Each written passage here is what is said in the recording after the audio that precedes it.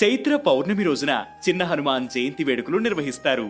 హనుమాన్ శ్రీపదో వాయుపుత్రో రుద్రో నఘోజరః అమృత్య వీర వీరశ్చ గ్రామవాసో జనాశ్రయః.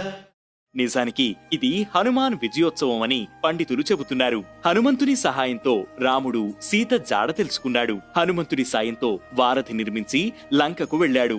రామరావణ యుద్ధంలో లక్ష్మణుడు మూర్ఛపోయినప్పుడు హనుమంతుడు సంజీవని తీసుకొచ్చి ప్రాణాపాయం నుంచి తప్పిస్తాడు. రాముడు అయోధ్యకు చేరి పట్టాభిషిక్తుడయ్యే వరకు ప్రతి అడుగులోనూ హనుమంతుడు ఉన్నాడు. అందుకే తన పట్టాభిషేకం ముగిసిన తర్వాత హనుమంతుడి వల్లే ఇదంతా సాధ్యమైందని భావించిన రాముడు సంతోషంగా హనుమంతుణ్ణి ఆలింగనం చేసుకుని కృతజ్ఞతలు తెలియజేశాడు. ఈ సందర్భానికి గుర్తుగా అయోధ్య వాసులంతా శ్రీరామనవమి వేడుక పట్టాభిషేకం ముగిసిన తర్వాత వచ్చిన చైత్ర పౌర్ణమి రోజున హనుమాన్ విజయోత్సవంగా జరుపుకున్నారట.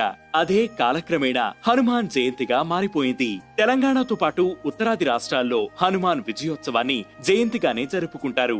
ఆంధ్రప్రదేశ్ సహా మరికొన్ని రాష్ట్రాల్లో వైశాఖ మాసంలో ఆంజనేయుడి జన్మతిథి రోజున హనుమాన్ జయంతి జరుపుకుంటారు.